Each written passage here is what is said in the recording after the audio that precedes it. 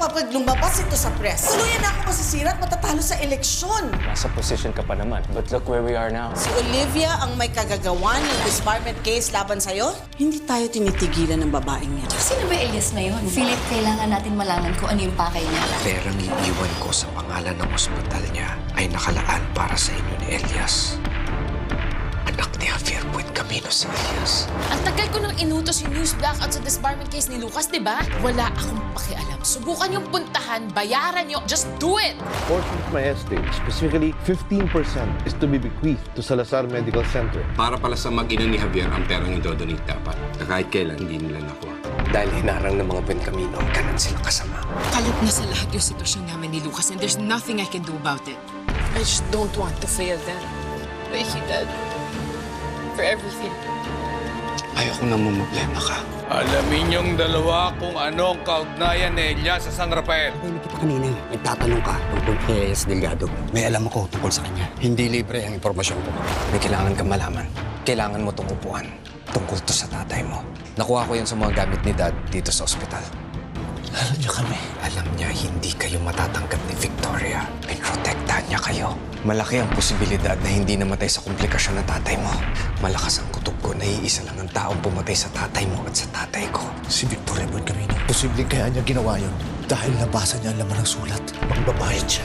Merong tao na tumutulong kay Victoria sa malakas at may impluwensyang tao. Ngayon tutulungan kita. Nakita ko kanina sa bodega nung naglilinis ako. Naiwan sigurong gamit ni Rosa. Napanood ko sa balita yung tungkol sa kaso ng tatay mo. Naisip ko na baka makatulong yan ng cellphone sa'yo. Kailangan ko makausap si Philip.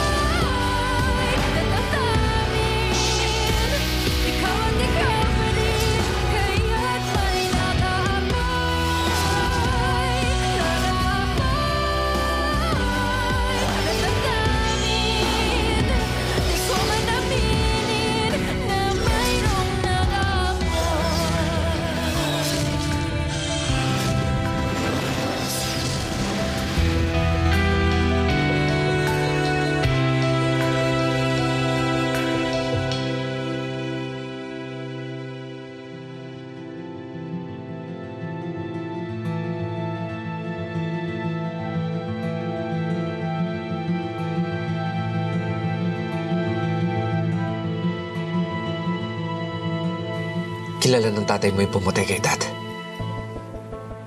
At namatay siya dahil sa nakita niya. Kaya pala gusto niya kaming umalis ng gabing yun. Dahil tinatakbuhan niya yung taong gustong pumatay sa kanya. Wala man lang akong nagawa para tulungan siya. Pero Olivia, mabibigyan mo pa rin siya ng hustisya. Hindi lang siya, pero pati na rin si Dad. Magtulungan tayo para mahuli natin kung sino yung pumatay sa kanila.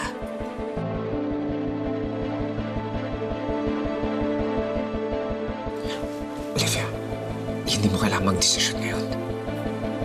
Pero pag-isipan mo, kailangan na natin maningil.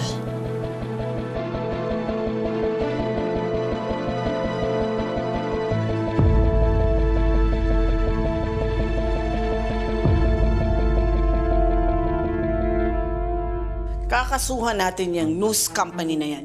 Even that Sabrina Dominguez. For what, ma? Libel? Totoo naman yung binalita niya. Ano? Papayag ka na lang na masira sa publiko? Ano ka ba naman, Lucas? I deserve this. Dahil hindi ko pinangatawanan si Olivia. Totoo naman yung sinabi niya. Hindi ko sinunod yung totoong nararamdaman ko. Nang gusto ko naman talaga ay makasama siya. But I betrayed her. Lucas, tumigil ka na nga. Ito ang napala ko.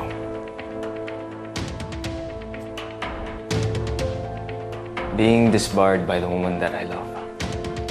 That's ridiculous. Makinig ka nga sa akin for once. Hindi! Ilang beses na ako nakinig sa'yo, man. Look where it's gotten me. Simula ngayon, ako na ang magdedesisyon para sa sarili ko. Hindi na ako makikinig sa mga panunulsol mo. Bawiin mo yung sinabi mo.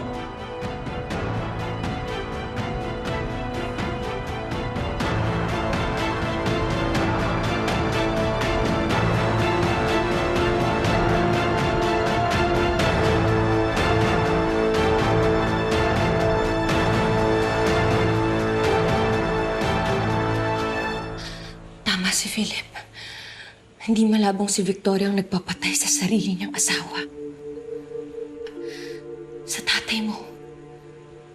Unti-unti nang nabubuong lahat sa isip ko, Elias. Ngayong araw nalaman ko na konektado ang pagkamatay ng tatay ko sa pagkamatay ni Severino Salazar. At si Victoria ang nasa likod ng lahat ng to. Hindi na ako makapaghintay na maparusahan siya.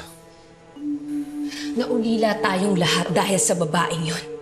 Ikaw, ako, si Philip, nawalan tayo ng pamilya dahil kay Victoria.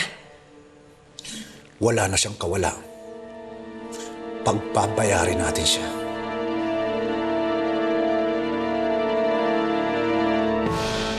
Mabibigyan mo pa rin siya ng hustisya.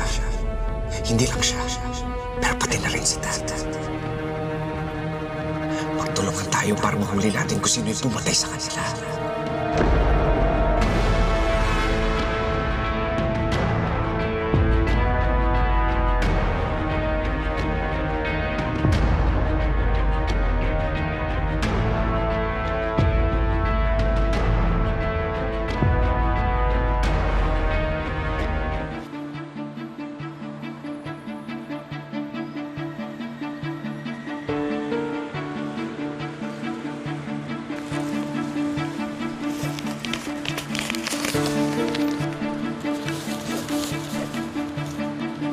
$50,000, walang labis, walang kulang.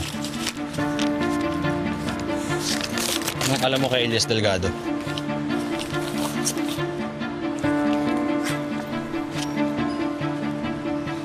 Yan si Elias Delgado. Nanay niya yung kasama niya. Ang pangalan, Isabel. Masyete dati si Isabel sa San Rafael. Ayaw niyang pagsabi na nanay niya yan.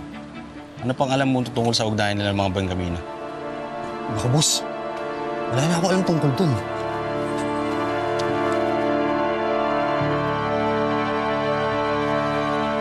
Sige, pwede na to.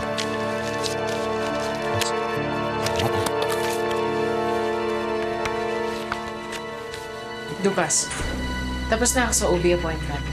Dance tayo? Okay, I'm on my way.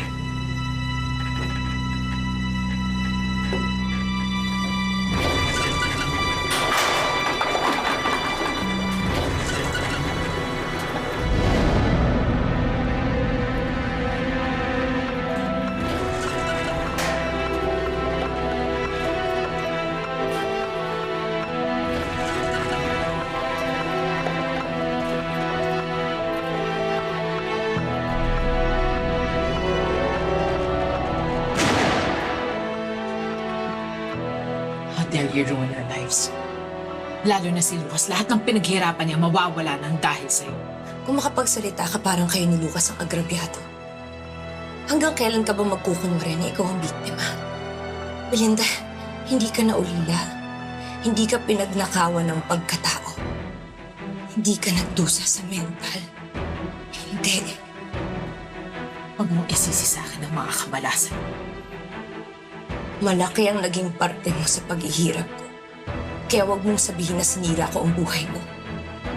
Dahil kung para sa akin, di hamak na mas maginhawa kayo. Anong ginawa sinasabi? Lucas is about to lose his license. Si Mama mukhang talo pa sa eleksyon and my company is in shambles. Babalik ko lang sa'yo yung sinabi mo. Huwag mong isisi sa akin ang mga kamalasan mo.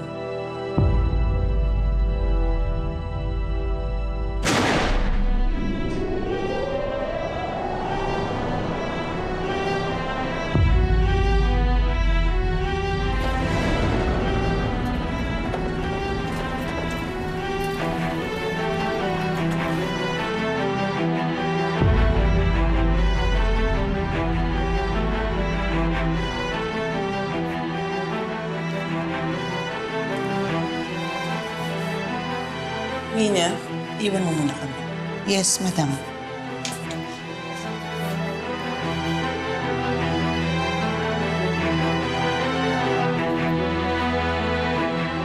What now? Siya ang nanay ni Elias Delgado.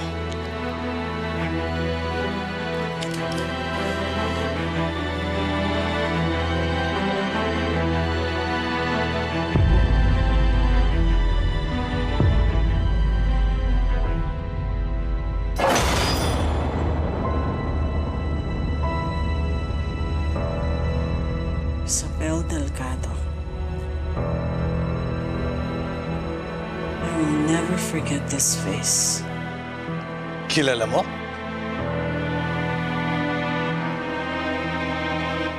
Siya ang unang babaeng minahal ni Javier.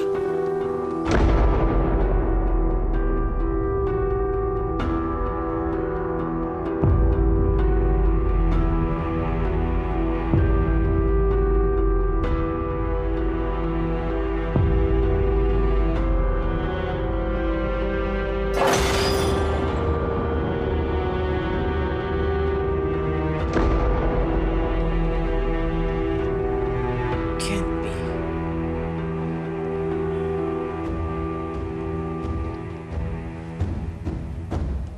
Anak nila si Elias. Akalain mo, pamilya niyo pa mismo ang taong kumakalaban sa'yo.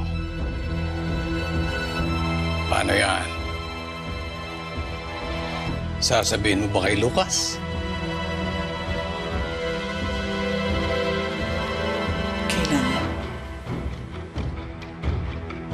Pero pipiliin ko ang mga sasabihin ko.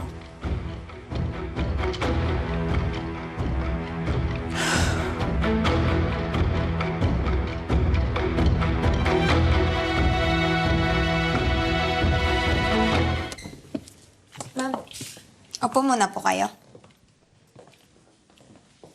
Salamat.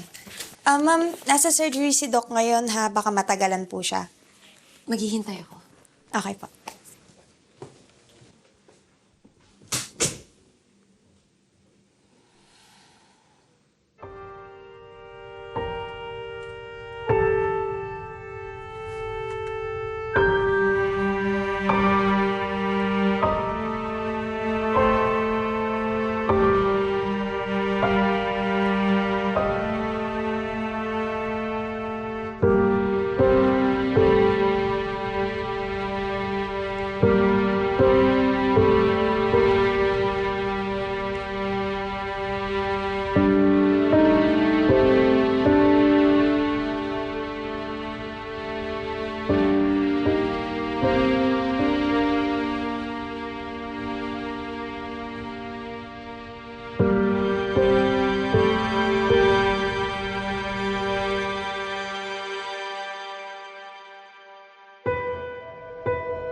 Bakit ako nandito? Saan ba ang tungo? Kanino ako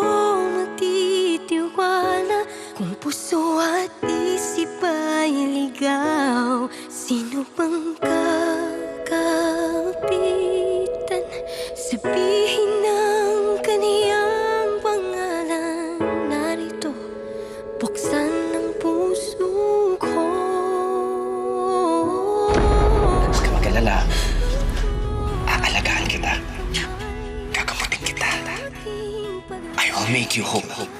At ngayon ay nakita ko, natutunan kong magmahal. At kahit na muli pang masaktan,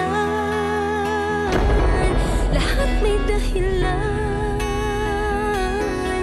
Kadiliman iyong pinaram, inilawan mong daanan. Hindi ka pa kumakain. Kumain ka.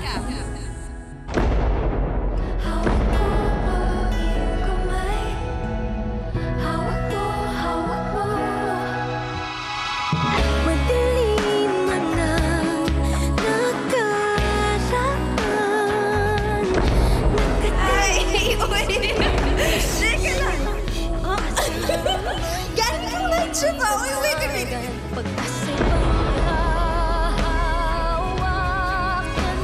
Tatawag sa iyo. Huwag mo sanang kakalimutan na Bukas ang puso. mahal na mahal kita. Tandaan mo palagi yan. Ako, kahit ilang beses nila ako saktan, kakayanin ko. Pero ikaw, hindi ako papayag na saktan ka nila. Totoo lahat ng nararamdaman ko para sa iyo. Mahal kita, Olivia.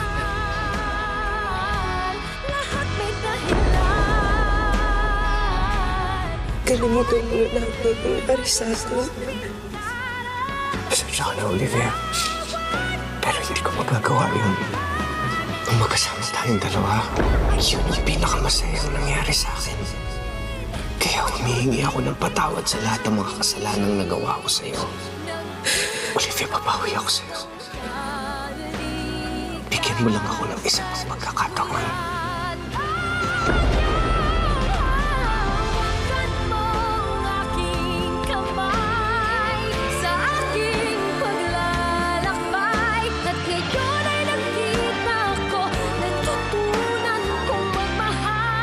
Ikaw ang pinaka-importanteng tao sa akin. At gagawin ko ang lahat para lang makasama ka palagi. Abot langit ang pagmamahal ko para sa iyo. Kaya wag mo pagdududahan yun, ha?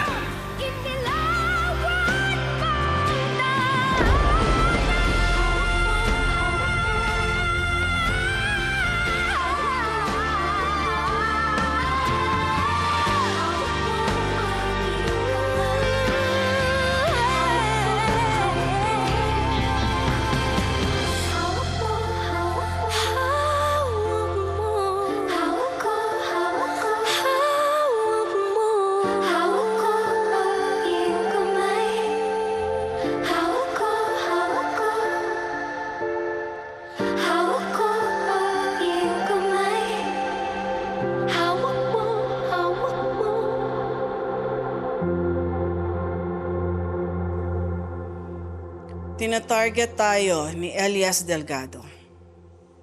Hindi ba? Alam ko na kung bakit.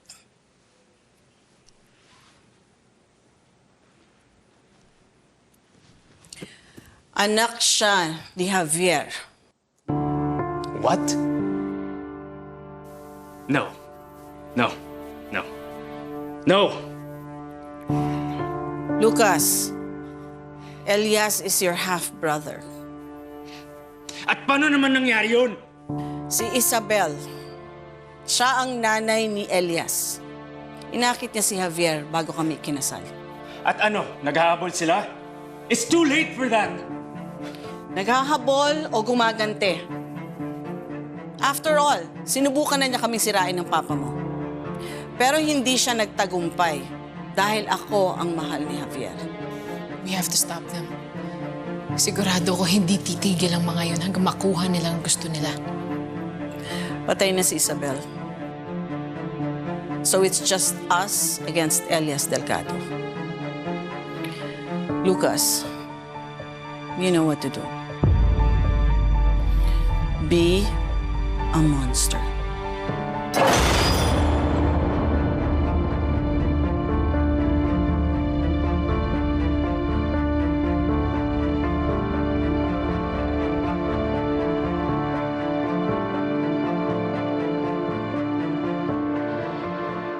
Olivia. Anong may tutulong ko sa'yo? Maupo ka muna. Hindi na ako magtatagal. Nakausap ko si Elias. Nabanggit niya sa akin na magtutulungan kayo para ipahuli si Victoria. Pumapayag na ako sa gusto mo. Tutulong ako sa inyo ni Elias.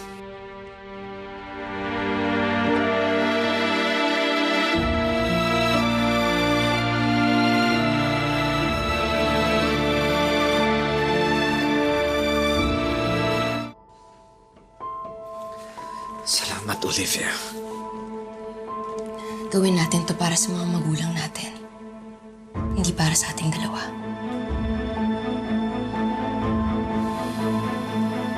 Naintindihan ko.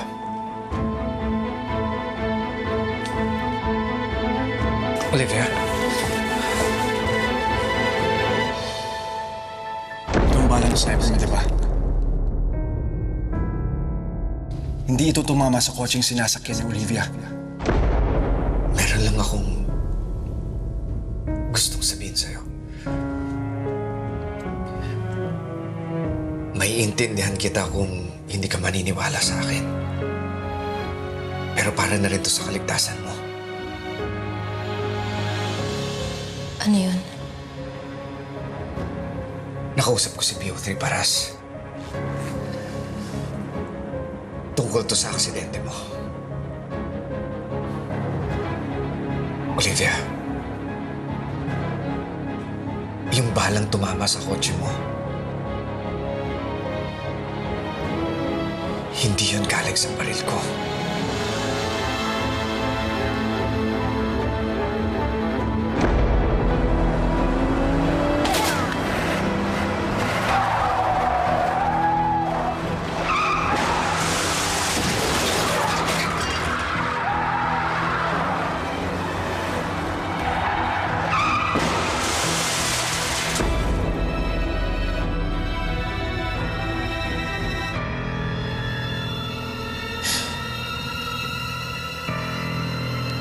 Hindi ikaw yung pumaril sa sasakyan ko. May ibang tao ng gabing yun? Merong ibang nagtangka sa buhay mo, Olivia. At malaki ang kutob ko, delikado ka pa rin sa kanila. Kaya kita pinoprotektahan.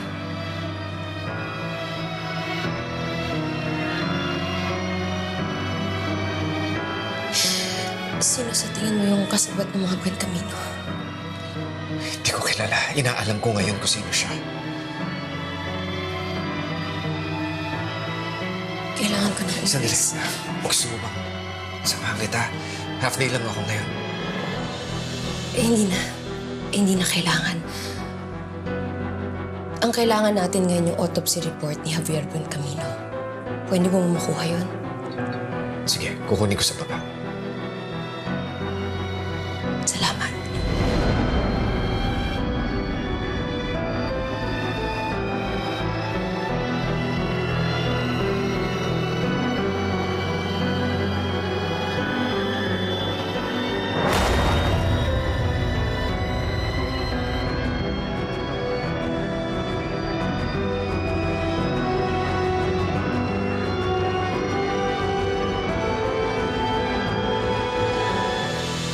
Sinisira niya tayo, sisirain din natin siya. Handa na ako makaharap ulit ng mga Buen Camino. At hindi ako papayag na makawala sila sa pangalawang pagkakataon.